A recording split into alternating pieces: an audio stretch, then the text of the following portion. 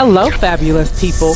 This is the Together podcast, and this is the place where Cherise and I come together to help you get it together for your everyday business life. So we hope you enjoy. Good morning. Good morning. Hey there. Okay. All right. The topic for today was charging your worth. Yes. That's a good one. Yes. So there's so many things I want to say about it because I think this I don't even know where to start from because I want to start from the business perspective. Okay, let's do that. So Cherise, I'll let you all talk about the personal and the inner work and everything to charge what you're worth. And then I'm going to talk about very strategically from the business perspective about thinking about your prices and what they mean and everything like that. So, okay, I'm going to how are you doing today? Amazing. How are you? Amazing. Is that wall blue behind you? Because I'm all about a blue wall. Yes, that's the blue. That's the blue wall. That's the other blue wall. Yes, I'm so excited. The nickname for my house is Blue Brick Inn because I have two brick walls and we painted them this a beautiful navy blue. So we call it all about a blue wall. All right. So charging your worth. What would you tell your people about charging your worth? And I'm taking notes and because I got all the business stuff that's in my head. Okay, go ahead.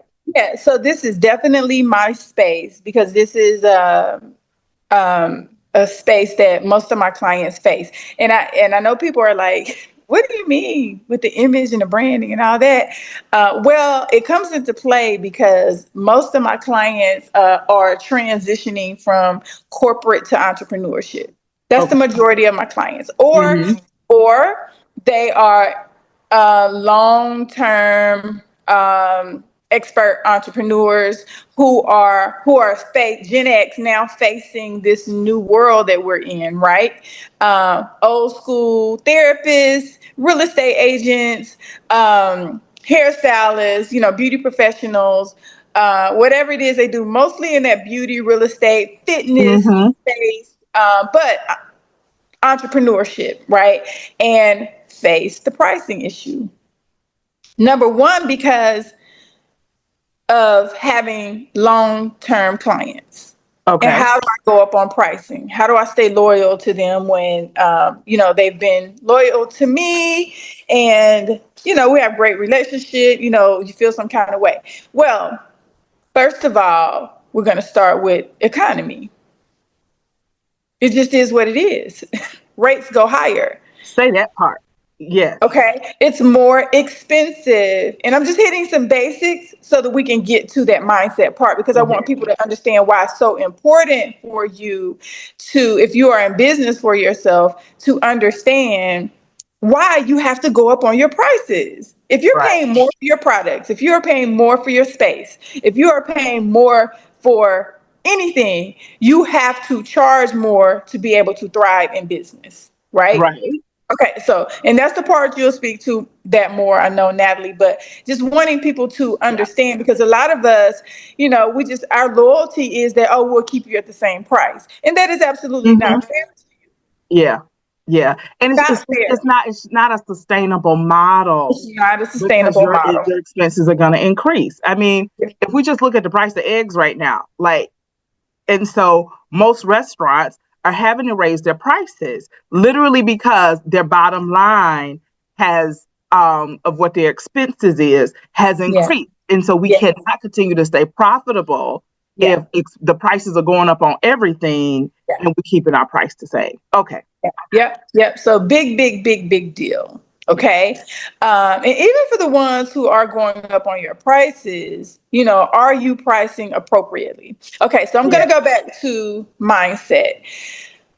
Most people I know, and I did some numbers. Oh gosh, I did a live probably last year, and I did some numbers. I cannot remember the numbers, but most entrepreneurs, especially Black women, are not charging their worth.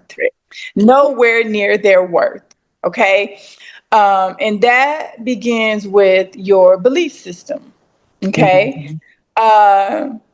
you believing in who you are and what you have and the investment that you have put into yourself over all these years of entrepreneurship and business, right? You know, Natalie, we talk about this a lot. I don't believe anyone could ever pay your worth. Gotcha. Period. You do. Mm-hmm. Account. But we are in the marketplace and we have to price ourselves accordingly. Okay. But you do not have to follow the marketplace price point. Mm-hmm. If you believe in yourself enough and you Mm-hmm. know the value that you bring to the table, you should price yourself according to what it costs you to give the people what they need. Yeah. Okay.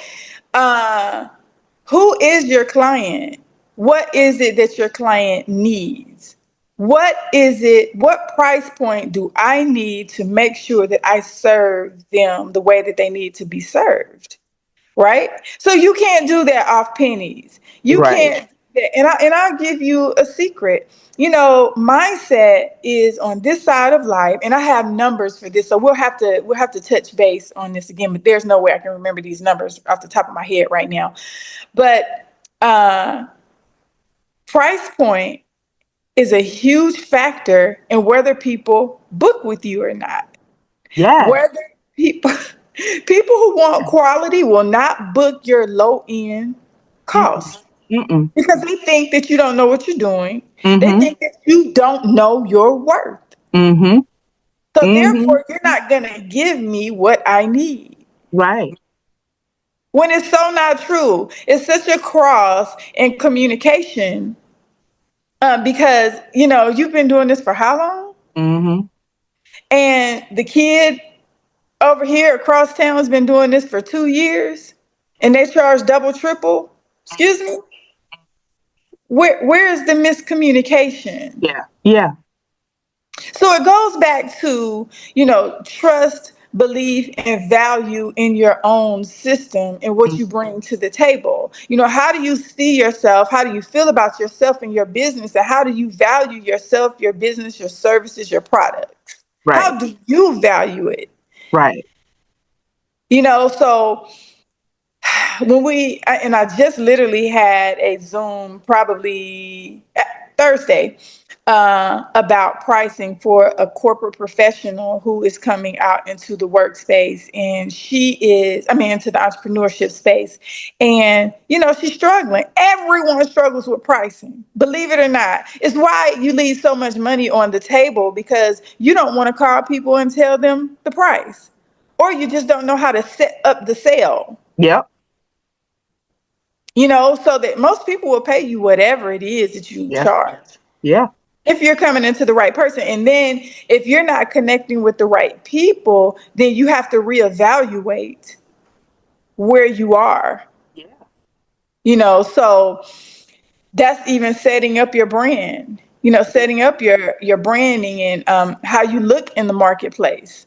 Can I jump in right here? Absolutely. Okay, so first of all, a lot of y'all just flat out need to take a sales class, and so um, it's so many people that do sales classes.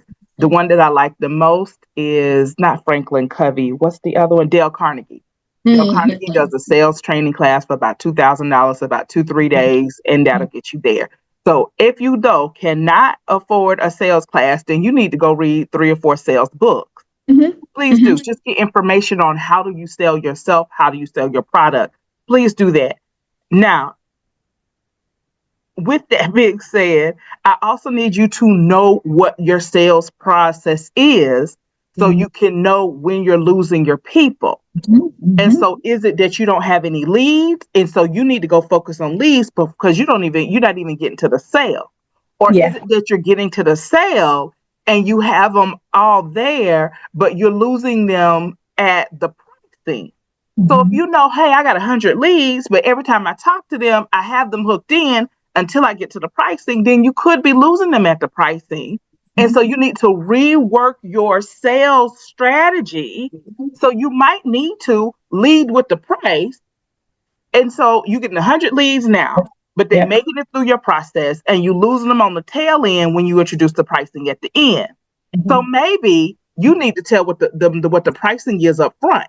Mm-hmm. And so that might cut your leads down from 100 to 10. Mm-hmm. But now you know those 10 people already know what the price is. So when you spend the time on the phone with them making that sale, now out of those 10 people, you close 2. Yeah. And so even though you only got 10, you went from 100 to 10.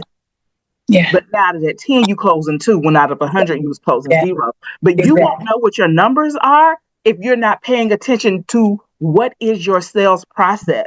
Mm-hmm. And so a lot of you guys don't have a sales process. Yeah. Don't have it written down. You could not hand it off to somebody else if you wanted to right now because you don't have anything down. And I'm gonna challenge some of y'all because you need to get it. You need to have a salesperson. As opposed to you trying to do the sales. I'm gonna challenge some of you guys. I don't know who this is for, but this is for somebody right now. Mm-hmm. You just need to hire a sales person. Yeah.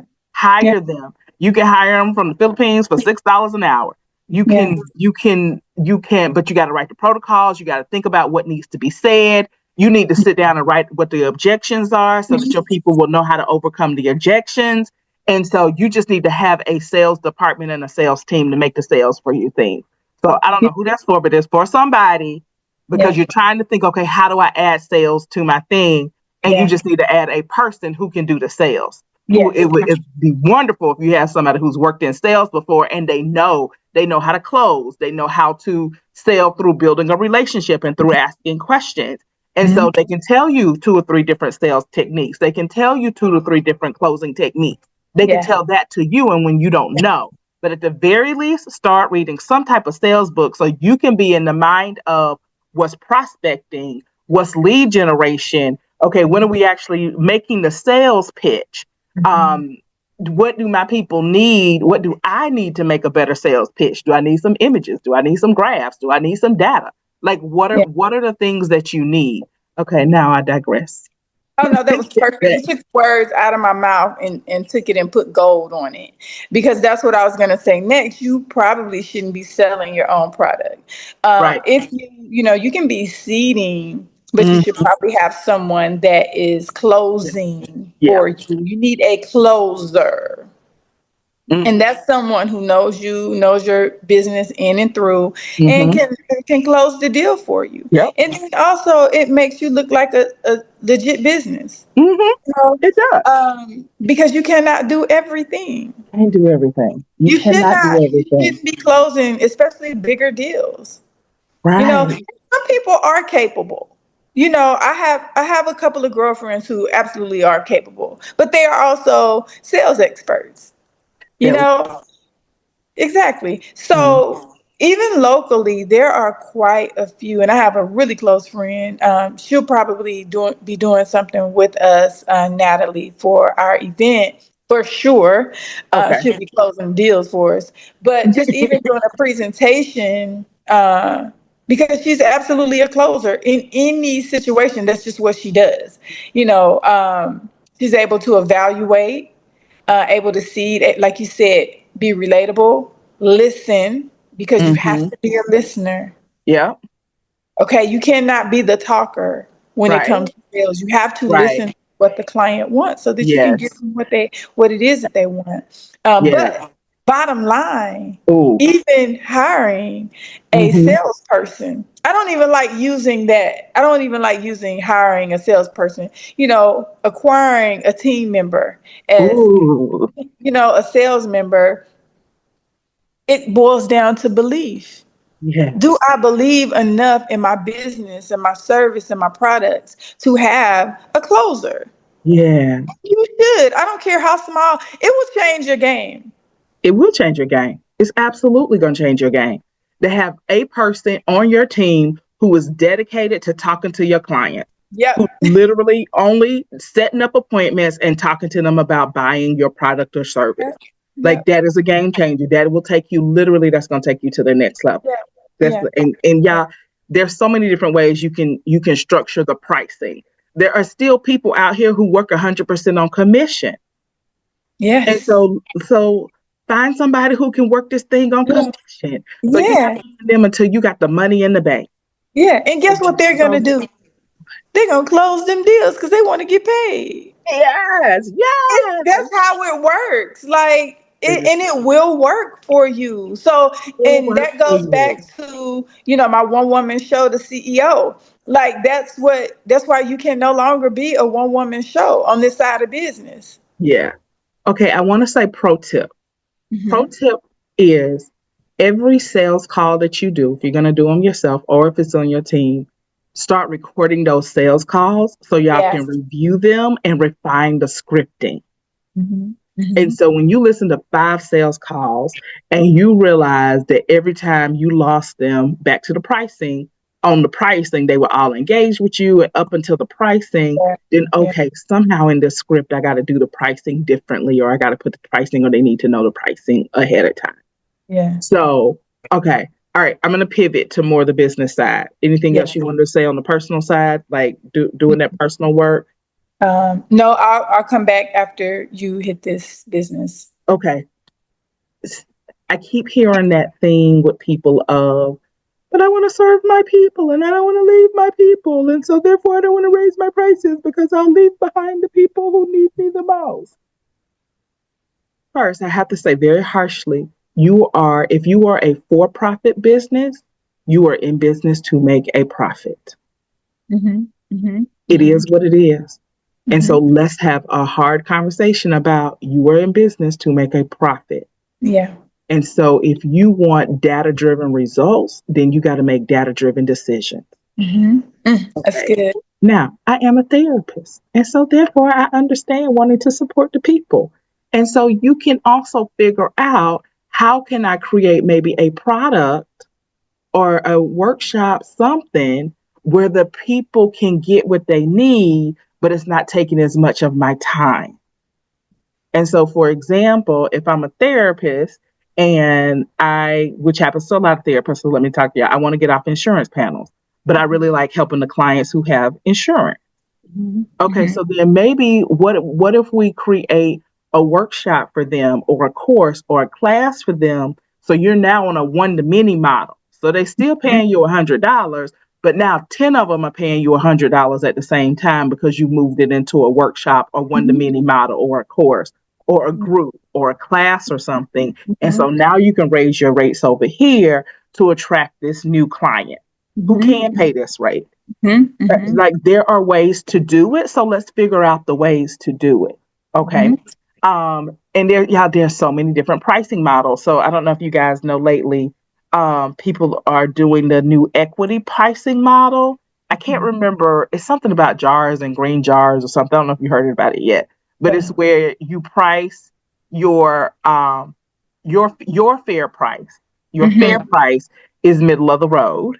Okay. You charge a lower price for the people who can't afford it. So let's say I'm doing um a weekend retreat intensive. The Okay. fair price is $3,000. Like I did the cost, I know the profit I want to walk away from everything. The fair price is $3,000. Okay. Let's say I offer people who can't afford it but really want to come. They're gonna do an honor. I'm gonna let it be on the honor basis. Probably put it like if you hit meet these criteria, you can come for $2,000. Okay. The fair Mm-hmm. price is 3,000, and Mm-hmm. some people will pay 3,000. And Okay. then let's say, but if you're doing really well and you want to be a blessing to others, then you pay the 4,000 rate. So that's a pricing model that's new out there and it's working really well for a lot of people. Okay. You'd be Mm-hmm. surprised at the people who will pay 4,000 to help that person who's only paying 2,000, Mm-hmm. and it's probably gonna follow the bell curve, right? And so, but the Yeah. majority will pay that, and that comes from relationship building and knowing your audience and your people of what you can charge. So there's so many different charging models out there. Okay, making sure your pricing is matching your audience is a thing, and you'll know it by doing it. You'll Yeah. know it by following your sales process and figure out when you losing your clients. So if Mm-hmm. you have 10 calls and you lost them all on the pricing and you don't think it was anything else, then you might need to change your pricing. And it's Yeah. okay. Like I Yeah. had something last year, and we ran it at the new higher price for a year, and I was losing people on the call. Like they Mm-hmm. just wouldn't come back. Change Mm-hmm. the pricing back down for that particular demographic, change the pricing back down on that particular service. They started booking again. So I knew it was the price. Okay, so that was that. And I don't want you to think of it as, oh man, I might not really be worth that. But okay, that particular market is not ready to pay that. That's not where they are yet. So maybe I need to lower the price to bring them along, so I can get them to this higher price. And so sometimes you have to build your audience. Yeah. And so when they started rocking with you in 1956, they could only afford $56. But now that they've been rocking with you and they've learned from you and they've grown, now it's 2020 and they can afford 2020 prices. And Yes. so be open to that. I do want this particular demographic, especially if it's something where that demographic is not going to change. Like if you're basing your product on where they are in their career. Yeah. So if I'm selling to sixth graders, I probably need to charge sixth grade prices. Yes. And when they get to college, now I can charge college prices and Yes. that. And so I want you to think about your pricing very strategically, like know your worth. And then, okay, but what will the market bear? And paying attention to what is your pricing telling you? Okay. And then figure it out. Yeah. All right. What do you want to add to that while I drink some water? Well, yes, I want to add to that. What she's saying is you can be flexible in your pricing. Some people can, some people cannot. You have to know your Right. business model. Yeah. Okay. But one thing I do want to add to that is that when you, for instance, the perfect example with Natalie, okay, she went up on the price, the people weren't showing up, right? She could have took two different attitudes. She could have said, oh, well, and moved on about your business. You could have said, oh, well, let me cater to this market who does have this, who can meet this price point. Or, we're heart-centered businesses. So we really do want to help the people understanding as an entrepreneur that there are levels to it, right? So if you want to go back to your old pricing, which I don't think should be the same price, I think it should be a little bit more, right? You serve them accordingly. You don't give them exactly what you would give in the higher price point. We Correct. always give value no matter what. You should know if you are showing up, period, you're over serving anyway. You should be so confident in your service and you're over serving that you don't beat yourself up about pricing. Yes. Right? Yes. Ever, ever, ever, ever, ever. But you just serve them accordingly. And, as a leader, as an entrepreneur, as a visionary, you should be listening to what the people have to say so that you can give them exactly what they want. Because one reason why most people aren't biting and buying is because you're probably a lot of times you're giving them what you think, what they need, what they need instead of what they want. That's why you should always be surveying your clients. So in that event where they weren't showing up and buying, it's like, well, what is it that you want? Right. So I can be sure to give it to you. So if I'm going back to this old price point and you're showing up, I'm giving you more value. So I know that you come to the next level. With me. And I think also knowing, and back to like knowing your sales process. So I think if I wanted to stay at that higher price point, also one of the things that I could have did is I could have put more effort and energy into the sales funnel. And so whereas I really wasn't advertising, it was kind of just what people were coming to me and doing.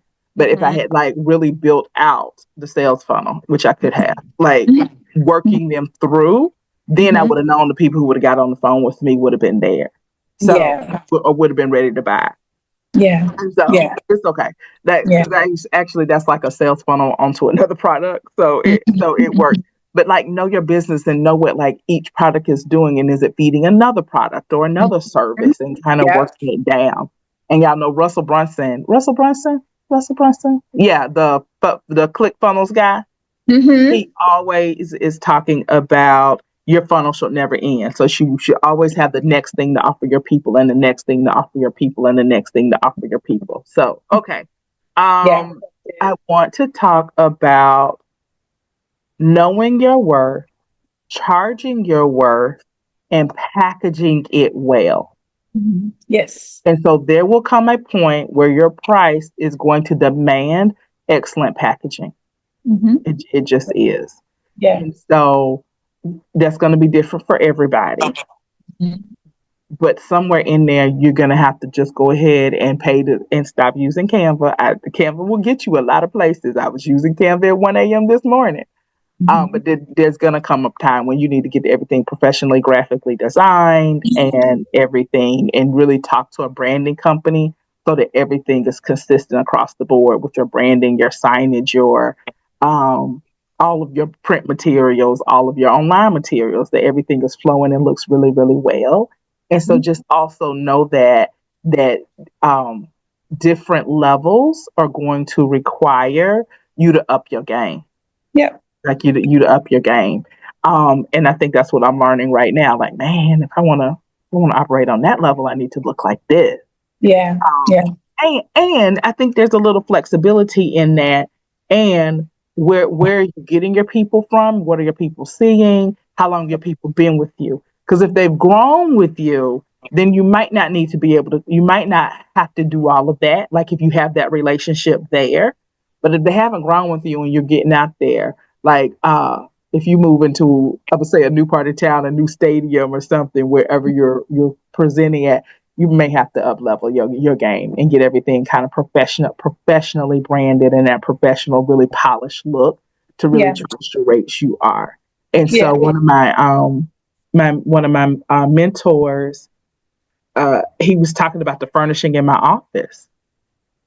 You know, I've always had really nice furniture in my office because I was just a girl who likes really nice furniture. Yeah. But he was saying, okay, and like I came over and I was like, does my furniture meet your standard of approval? Like, how does this office look? Like it can command the type of rate that I'm doing. And he was like, yes, it does. You know, Yeah. and so you probably want to have somebody who's operating at the level you want to operate. Take a look at your stuff to make sure that you are on that level and that you can get what you're trying to get. Yeah. And so it's nice that. So I think those are the practical things that I wrote down. Know your numbers. And a lot of you guys, because pricing is hard for you and raising your rates is hard for you, I would love for you to come up with a policy/procedure for your company that you automatically raise your rates at the same time every year.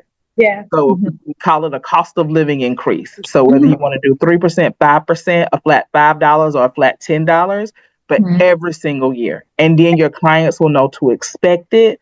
Like, oh, it's a new January, you know, she's going up $5. Yep, she's going up $5. Or $10, whatever you prefer. And you also got to know there are going to be at some point you might lose some clients. That's okay. If you know your numbers. So if I have 10 clients and I go up by $10 on each client, now I'm making an extra $100. So if I lose one client, I'm okay. Like I'm okay. And so if you do it far enough in advance, and people understand why. Like we all are seeing that the price of eggs is like $10 for a dozen. Like, wait, what? Exactly. And so people are understanding why. And there are gonna be some people who just want to pay you more. They just, because you've been of value to them, because you help them.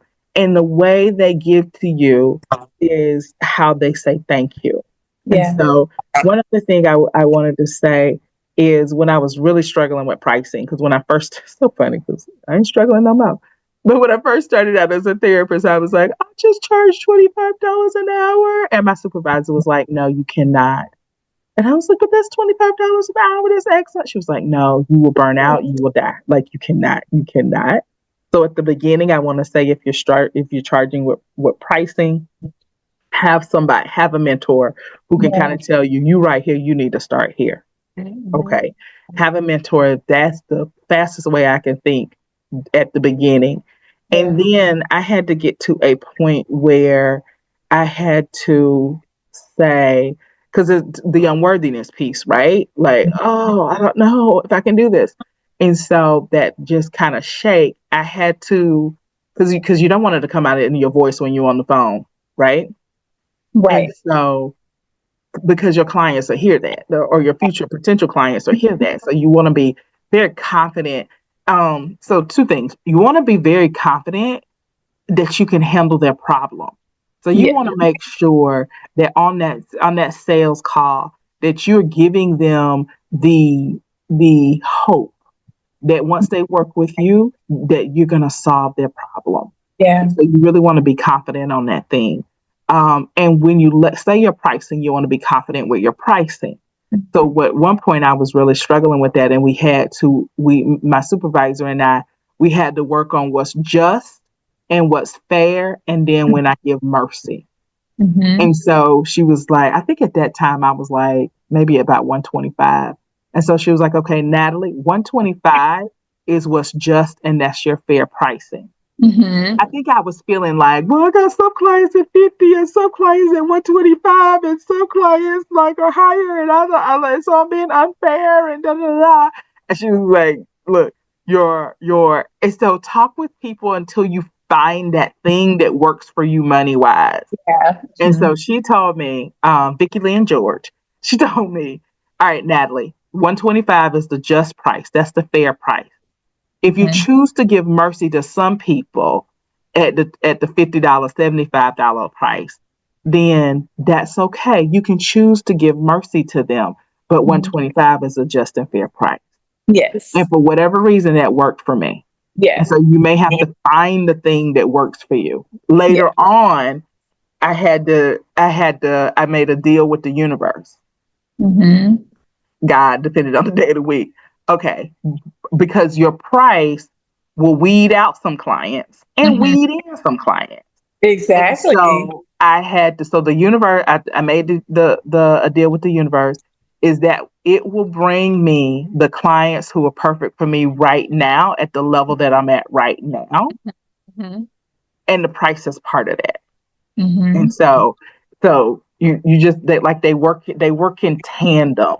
My pricing needs to fit where I am right now, and the universe will bring me those people, and I just need to lean into that and lean in and trust in that. Like, for whatever, it's feeling like an infinity circle to me. Like, the pricing is going to bring the right people, and where my skill level is at, and just trust in the universe. But you may have to sit down and really figure out, how do I come to peace with what my pricing needs to be? Yes. Peace Yeah. in the pricing. Peace That's good. peace in the pricing. Yeah. Yeah. And I think the I other love thing that. is, like, know your numbers. And Mm-hmm. so before you even sit down and to peace with your own personal pricing, what is your lifestyle and business saying you got to make? Period. You better say that. Like, You if better you say got it. You if better you say got a it. $3,000 mortgage, Mm-hmm. I am pretty sure your lifestyle is telling you that you need to be charging more than $30 an hour. Yeah. Yeah. Like, and Yeah. so sit down and figure that out. How much? You just got to reverse the numbers. Okay, Mm-hmm. so if your budget is 5,000 a month, let's say 7,000. Make sure we include health insurance and savings. Mm-hmm. So it's 7,000 a month, and you need to work. You want to work 30 hours a week because you need to take care of somebody, doctor's appointments, all of this. Would like be nice Yeah. to go to the grocery store in the middle of the day Yeah. on a weekday. And so how many hours do you want to work? And then reverse engineer those numbers. So if I got Yeah. to this and I'm only going to be able to work 30 hours a week, so Yeah. what do I need to do? And Yeah. then from there, then who does my client base need to be? Mm-hmm. Mm-hmm. Yeah. Yeah. And I so personally believe on this side of entrepreneurship, 10 years plus 10, 15, especially going into 20 years, you are a luxury service. I can Period. say, yeah, Luxury is not about the most expensive things, right. name brand things, No. popularity, Mm-hmm. who a person serves. Mm-hmm. It is about the quality. Mm-hmm. And you should absolutely be luxury on this Mm-hmm. side of business. And and I also believe in something that you were speaking to before, the elevation. Clients like us, our clients are long term. So Yep. in the elevation, if they are going to stick with us, for the long haul, the pricing, yes, it has to go up, but there's also elevation that has to happen. They should not be staying with you on the same level and the Right. same plane. We should be elevating together. You Mm-hmm. know, therapy may look a little different than the image and branding, of course, because I'm quite sure you want them to elevate maybe to a new type of Mm-hmm. therapy at some, Mm-hmm. you know, but it's the same thing with the beauty. You know, Mm-hmm. at some point, you know, maybe I just can't serve you anymore. Maybe you should go to this level Yeah. of service. You know what I Mm-hmm. mean? And then for many different reasons, you know, people opt out, go different places for Yeah. whatever. But I don't ever want you saying that you opted out with me because I didn't serve you well. You know, even if I Right. can't give you what you want anymore, what you Mm-hmm. desire, it won't be because I didn't serve you well. Yes. That's luxury to me. And I think I want you guys having this conversation is really making me want you guys to sit down and figure out what your business is, like who does it cater to, what's your core offerings and all of that. Because I always think about Chuck E. Cheese. Mm-hmm. Because Chuck E. Cheese, I grew up in the Atlanta, Cobb County area. That Chuck E. Cheese at Cumberland Mall has been there my whole entire life. And what is happening is, I just noticed is because they serve a certain age group at a certain point in life. And so they're not worried about following their clients because they got Right. a new group coming in. And so Yes. they know that we cater to parents and kids. Yeah. Kids in this age group that can be happy running around little Chuck E. Cheese Yeah. Yeah. and year after year. So I remember going there when I was a kid. I remember Yeah. going there with my friends who had kids in their 20s, my Yeah. friends who had kids in their 30s, and my friends who Yeah. had kids in their 40s or Yeah. are now having grandkids. Chuck E. Cheese is the same exact business model. I Yeah. think they added salad and the pizza got a Yeah. little bit better. That's it. All right. And so that is a business model. Yeah. It Yeah. doesn't change, it stays the same, but there's a flow through of people that they don't have to find. They're just going to automatically come. Yeah. Right. So really sit down and think about, are you a business that you want to flow through of people that you can be stable and new people are always going to come? Or do you want to be a business that's more of a service business and we follow our people for the long haul? Yeah. And so really think about your business model. If you're selling, this happened with Tony Robbins. Tony Robbins had a flow through of people like that new entrepreneur. If you want to keep working with new entrepreneurs, then how do you keep that steady flow through and just offer that same thing? Yeah. And so actually what happened with Tony Robbins is after his people graduated, they didn't need him anymore. Yeah. And Yeah. so he linked up with Jay Abraham, who was able to take them to that next level. And Yeah. so he started selling or I think he's selling his list to Jay Abraham or something because Jay Abraham was able to take him to that next level. And so Yeah. really figure out where your sweet spot is Yeah. in your pricing and in your offering. And it's okay if it changes and keep changing until you find your sweet spot. So many Yes. things are trial and error. Nothing we're saying is set in stone. You could come up with some pricings and then 3 months later change your pricing again, and then 3 months later change your demographic and market again, and then 3 months later. Now, I will say, when you make a change, I believe that you should stay with that change 6 months to a year to really see if it pans out, because you won't know until you worked it. So let's say let's go back to sales call. Until you listen to at least 10 sales calls and tweaked and worked that thing, you don't know if the new pricing is working or not. Yeah. Yeah. And so let's make sure that when we do something new, we're also giving our clients, our people, our systems the time to adjust to that newness. If we put something out on the market, there's growth time for the market to adopt that new product. Yeah. There may have to be like a lead in and some education to the new product before our people can adopt the new product. And so don't just say, oh my God, that's not working. Okay, let's take a step back. Let's see if there's anything we can do to tweak it to make it work. What if we do this? What if we offer this? Would that make it work? And so I really want you guys to be strategic in your thinking, and know this. Oh God, this has been coming up lately. Failure is part of the process. you are definitely going to have a product that you put out that nobody buys, a service that you put out that nobody wants.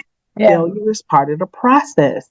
And so I was just like over the last week, I've been talking to all these people. They're like, well, it didn't work.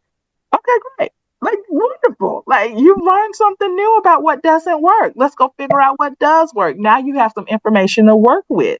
Yeah. And if you're in a service business, hopefully you've talked to those people. I just had this girl on Upwork, and I was so proud of her that I actually might hire her one day. But I was looking for something, and I don't know. Anyway, I was thinking about hiring her. I went with somebody else, and so that was a failure for her because she was trying to get a position with me. She didn't get the position, and so she sent me just a message and say, "Could you tell me why you didn't hire me?" Well, somebody else asked better questions. And so their questions made me feel like they had a higher level of expertise than you did. Gotcha. It's like, okay, I got that. Thank you for that feedback. I appreciate that you wanted the feedback. So you're the person who's open to feedback. I'm going to save your profile in case I have that need again. Yeah, and absolutely. So it was a failure for her. She didn't get the job, but she learned from it, which empowers her to get the next job.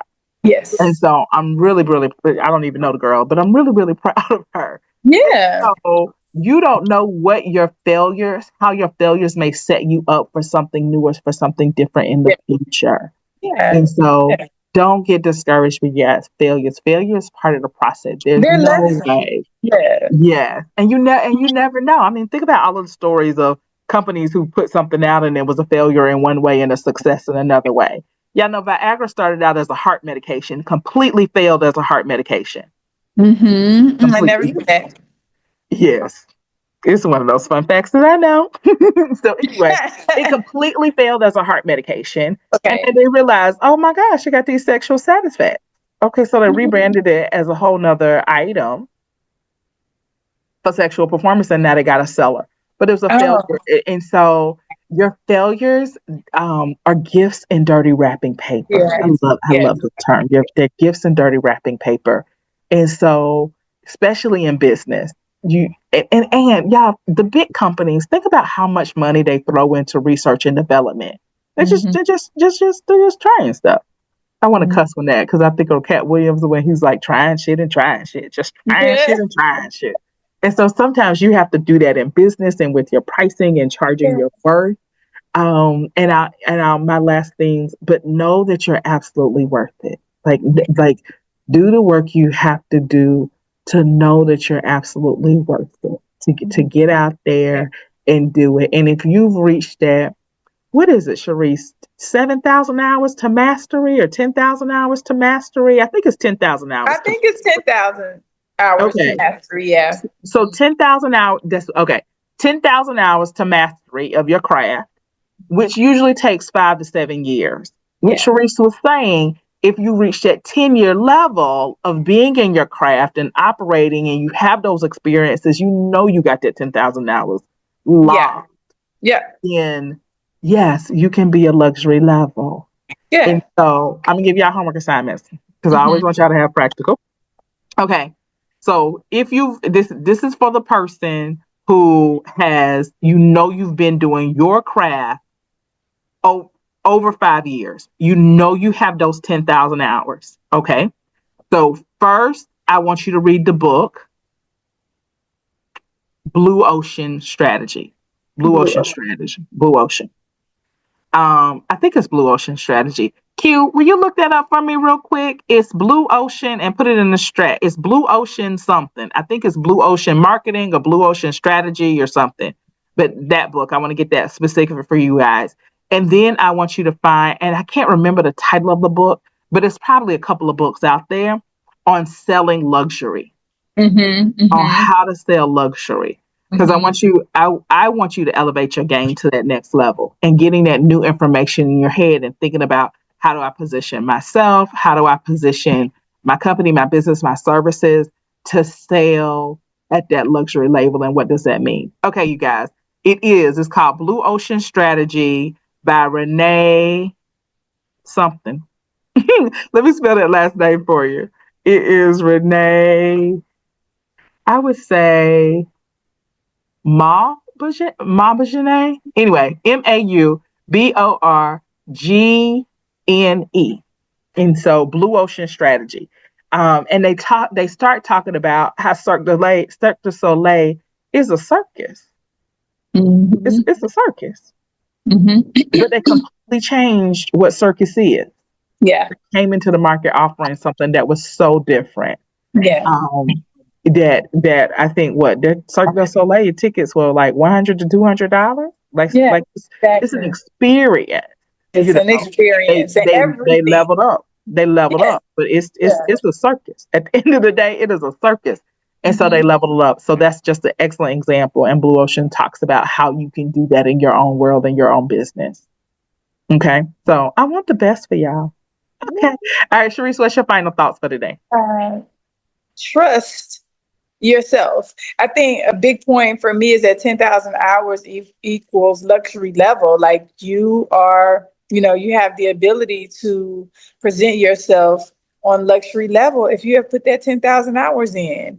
And even less if you know what you're doing. If you've been mentored right, if you have been educated right, and you can come out the gate that way, you That's just true. have to know how to sustain it. Yep. Because a lot of people, we know how to make something look good, especially our culture. We can Right. make something look real good. But then once people get in, it's just not, the systems aren't set up. I operated like that as I was growing. Yeah. I'm going to be on time. I've worked in raggedy salons. I've worked in really luxurious salons. And no matter what, I was always on time, and I served my clients the best, no matter what. So all types of people would come to me.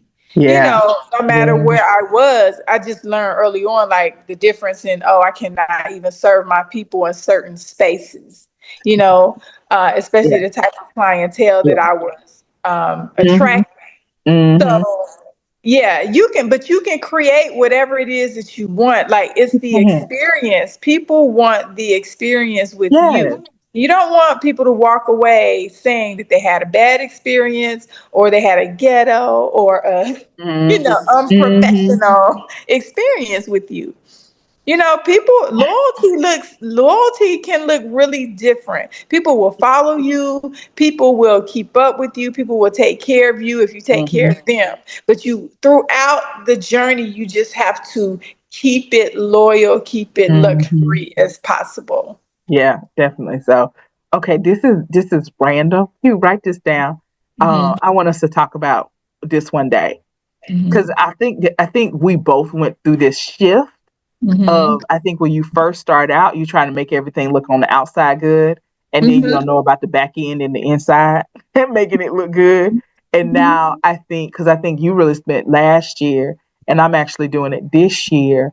Before I do this outside stuff, I want this inside locked down. So much I so. want this back end completely built out. Yeah. And Yeah. it's like Still there. I want this engine running smoothly. Yeah. Then I'll worry about the paint and making it look pretty. Yeah. And it's been a shift. And I don't even know what the title of that would be, but I think we should have that conversation one day of when for whatever reason why that shift came, or I think so. Anyway, that'd be a great topic. I don't even know what that topic is. I'm looking at. I'm in the space of the loyal luxury shift. Ooh. And we can play around with that, but those are just the words that came out, because loyalty is so important, luxury is so important, and then that shift. So yeah, we'll play with that. So, all right, people, that's our time for today. I hope y'all enjoyed us, because we enjoyed you. I so enjoyed this conversation. Yes. And I feel like we was talking about some things in this conversation that we hadn't talked about before. So this is exciting. Yeah, we might need a part two. We might need a part two of this. Let's look at the notes, and because there's so much more. Yeah. You know what? I think this is one of the things that we probably need to put in our event, is like going through a sales, some type of sales workshop. Hey, y'all, hit us up, DM us. Like, what do you want to see? What would you like for our? Are we gonna do a 1 day or 2 day?